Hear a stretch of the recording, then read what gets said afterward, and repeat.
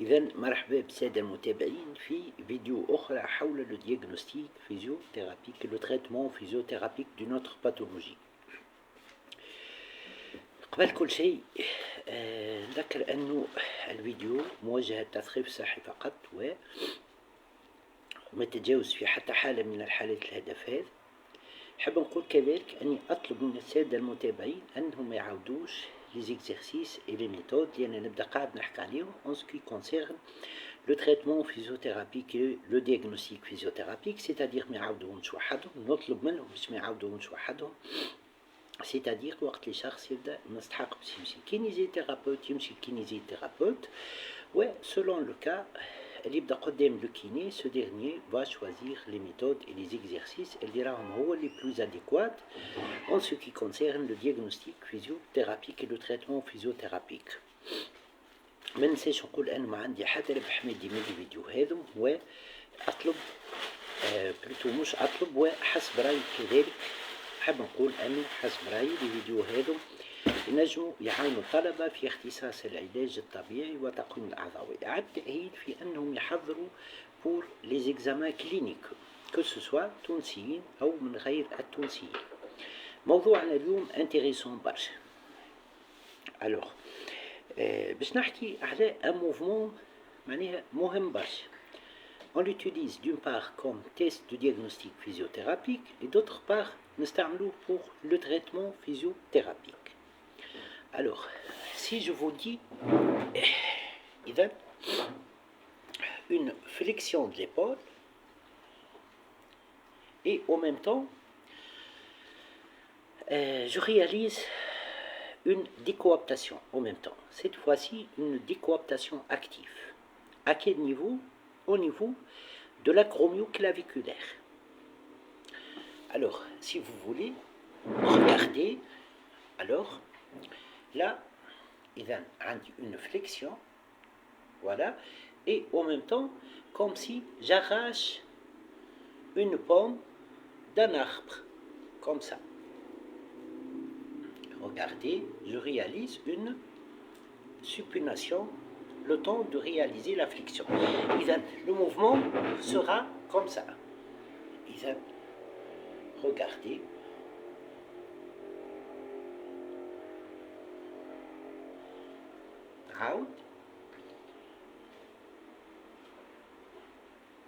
نعاود مرة أخرى.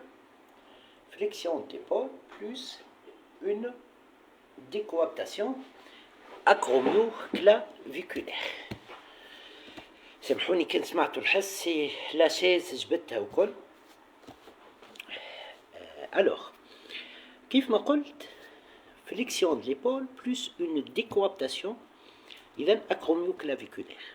إذن comme test de diagnostic physiothérapique, à quoi ça sert? Regardez.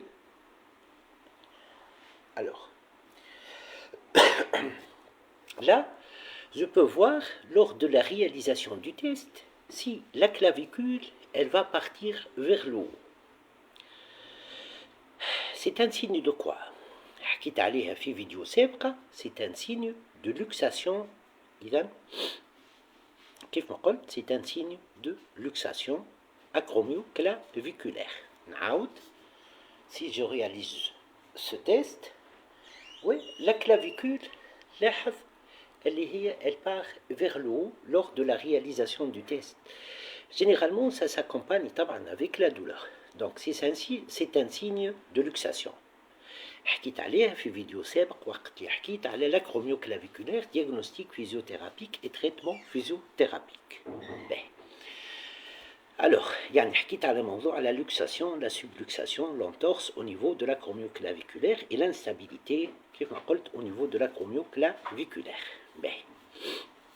Alors هذا حاجة من الحاجات اللي نستعملوا فيها ce test de diagnostic physiothérapique. إذن je vois s'il y a une luxation.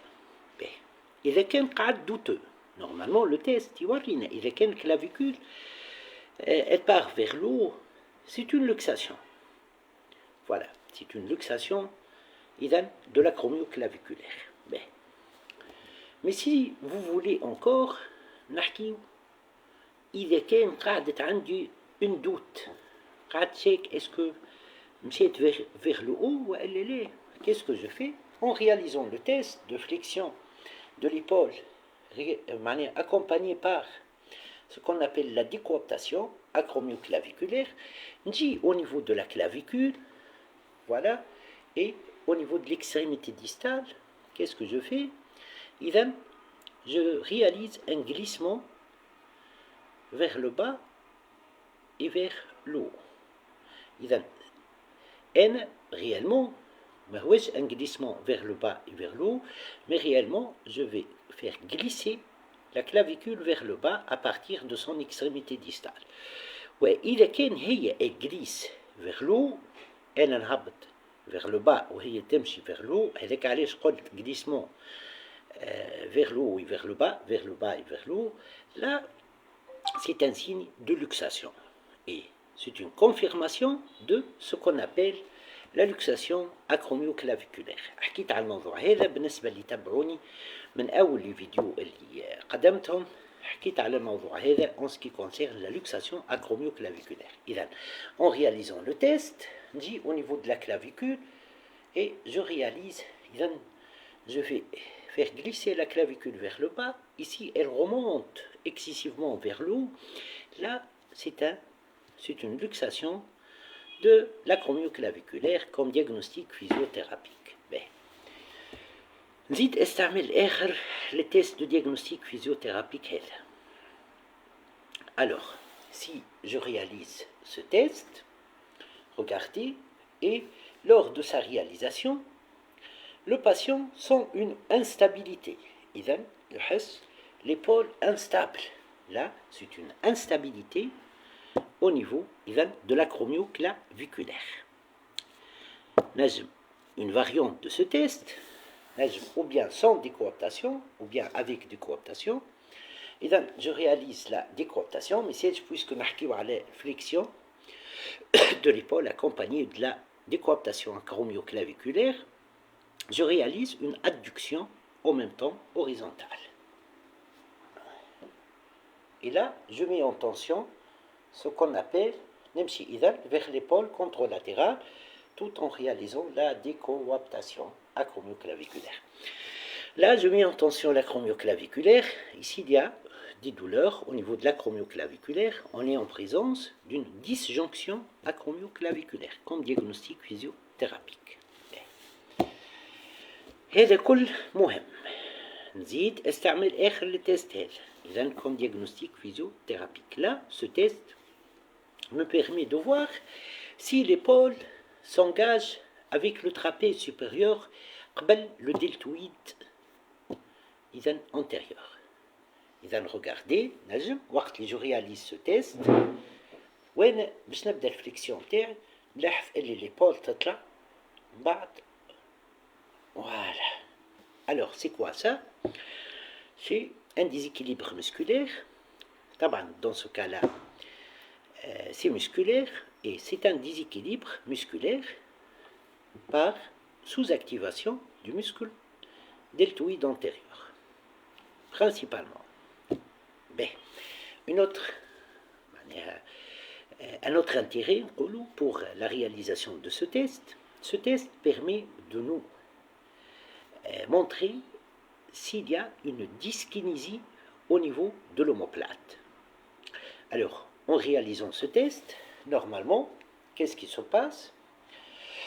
Normalement, l'omoplate accompagne en sonnette latérale la flexion de l'épaule. Il y a flexion de l'épaule avec décoaptation de l'acromioclaviculaire, qui m'appelle comme si j'arrache une pomme. Alors là, je contrôle l'omoplate. Si l'articulation homo-cérato-thoracique, elle s'engage convenablement dans la sonnette latérale, yani l'omoplate تمشي en sonnette latérale, dans les normes accompagnant la flexion de l'épaule, la flexion de la gléno-humérale. Si je constate qu'il y a une diminution, une limitation de l'engagement de l'omoplate dans la sonnette latérale, lors de la flexion de l'épaule, là, on est en présence d'une non-synergie, un manque de synergie entre l'homocératothoracique ou tout simplement l'omoplate تحديدا ou la gléno-humérale lors de la flexion d'épaule. Voilà.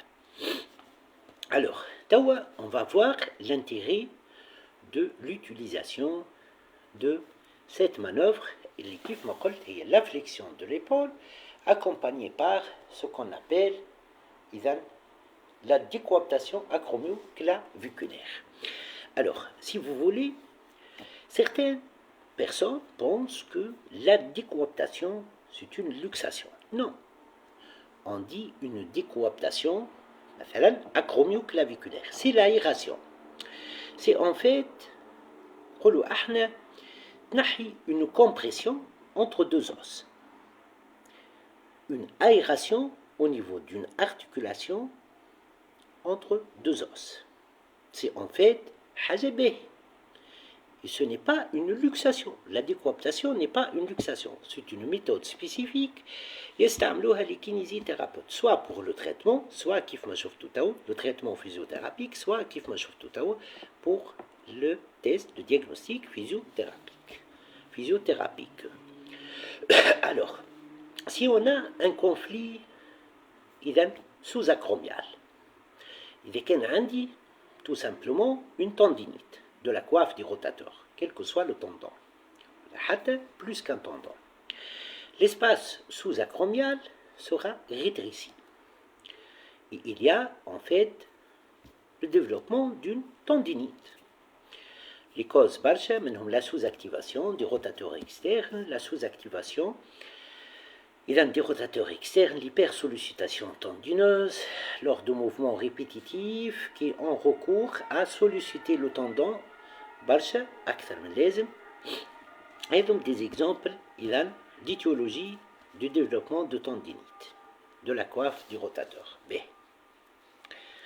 Alors, si vous voulez, pour ce qu'on appelle l'utilisation, dans le cas l'utilisation de la flexion de l'épaule, accompagnée par la décoaptation acromio-claviculaire, qu'est-ce qu'on a à dire? Rabbi, juste une minute, merci. Alors, si on a, l'utilisation de la flexion de l'épaule, accompagnée par une décoaptation acromio-claviculaire, lors de la tendinite, lors de conflits sous-acromial. Quel est l'intérêt? Alors, regardez, je réalise la flexion et la décoaptation. Qu'est-ce que je suis en train de faire? Alors, je suis en train de gagner en amplitude, ça c'est de 1. De 2, je suis en train de renforcer les muscles de la coiffe des rotateurs. 2. Là, je suis aussi en train d'assouplir la coiffe des rotateurs. Regardez. Donc, gagner en amplitude. Activer encore et renforcer ce qu'on appelle les muscles de la coiffe du rotateur. كذلك assouplir la nappe des coiffes du rotateur qui inclut ce qu'on appelle les tendons de la coiffe du rotateur. Voilà. Et à part ça, retenez ça, là, en réalisant la décoaptation, l'acromio-claviculaire intervient lors de la flexion de l'épaule. Alors là, en décoaptant, je diminue les contraintes à l'acromio-claviculaire, ce qui diminue d'une part la douleur, favorisée par un conflit acromio-claviculaire, par une compression osseuse, par de la pression sur l'acromio-claviculaire. Ça favorise une diminution de la douleur et je gagne encore en amplitude et en force musculaire. Mais concernant les muscles de la coiffe des rotateurs. D'autre part, cela permet aussi ce qu'on appelle une remise en place par un mouvement dynamique actif de ce qu'on appelle une dyskinésie de l'omoplate. Voilà. Un emplacement non conforme de l'omoplate. إذا تنجم تكون une limitation, كيف ما قلت, surtout une limitation en sonnette latérale. Ce mouvement permet à l'omoplate réalise le mouvement de sonnette latérale dans le chemin où elle doit le réaliser et dans toute l'amplitude de sonnette latérale. J'engage l'omoplate au maximum en sonnette latérale lors du mouvement de flexion de l'épaule. Il y en a d'autres intérêts pour l'utilisation de ce mouvement. Ce mouvement diminue les contraintes à l'air. Deux ligaments principaux au niveau de l'acromioclaviculaire, qui sont le ligament acromioclaviculaire et coracoclaviculaire. Dans le cas d'instabilité de l'épaule, ou dans le cas d'hyperpression sur les tendons, sur les ligaments cités, c'est-à-dire le coracoclaviculaire et l'acromioclaviculaire, ce mouvement de décoaptation qui accompagne la flexion de l'épaule diminue les contraintes au niveau de ces ligaments, ce qui favorise un relâchement, une diminution de la douleur. Une pression, une blessure au niveau de ces ligaments, ça permet leur cicatrisation. Lors de compression osseuse, ce qu'on appelle l'acromion et la clavicule. Alors là, ça permet une décompression osseuse. Regardez, ça permet une décompression osseuse. Mais, حتى التو c'est important. إذا نتصور فهمتوا les intérêts. Alors, فما حاجة أخرى نجم نقولوها pour ce mouvement. هو un mouvement qui favorise un meilleur glissement de la clavicule. Un meilleur glissement de la clavicule en réalisant la flexion de l'épaule accompagnée par la décoaptation active. Ça favorise un meilleur glissement de la clavicule. Voilà. En mobilité spécifique. Mais, là, regardez, juste l'épaule, sans réaliser la décoaptation active. Là, vers la fin de l'amplitude, l'acromion et la clavicule يقربوا لبعض. Et là, نستعملوها surtout lors de luxation vers la fin du traitement physiothérapique. باش عبارة معناها je réalise une réduction. إذن قرب pour favoriser ce qu'on appelle la cicatrisation. Mais je la réalise avec une décoaptation. Là, je suis en train d'aérer. On n'utilise pas ça lors de luxation. Sauf lors d'instabilité. نوع واحد من les luxations وهو l'instabilité. L'entorse et l'instabilité. Mais s'il y a une perte de contact total, les deux os, la clavicule et l'acromion, je préfère la flexion totale. Pour عبارة نعمل في réduction. نقرب les os من بعضهم. Mais lors de ce qu'on appelle lors de compression entre l'acromion et la clavicule, j'utilise ce mouvement de flexion accompagné par une décoaptation acromioclaviculaire. إن شاء الله عجبتكم الفيديو مهمة برشا. تشكل des astuces مهمين. des astuces معناها حاجات مهمين نقصد بها أنا dans ce contexte. حاجات مهمين de traitement physiothérapique et de diagnostic physiothérapique.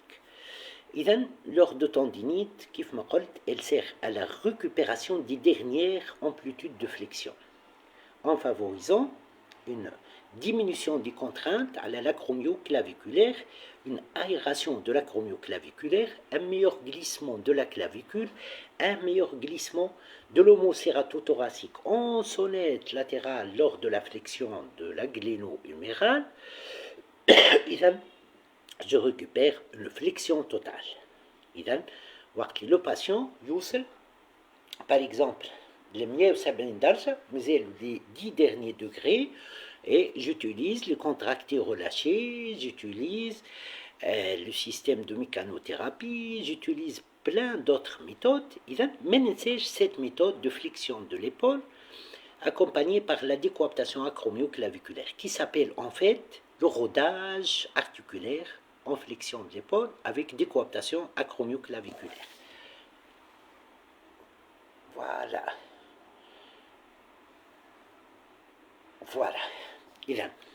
C'est en actif, un rodage en actif. Et le mouvement nous permet de récupérer les dernières amplitudes du mouvement. إذن مرحبا بكم فيديو الحقيقة أعتبرها أنا مهمة جدا si importante.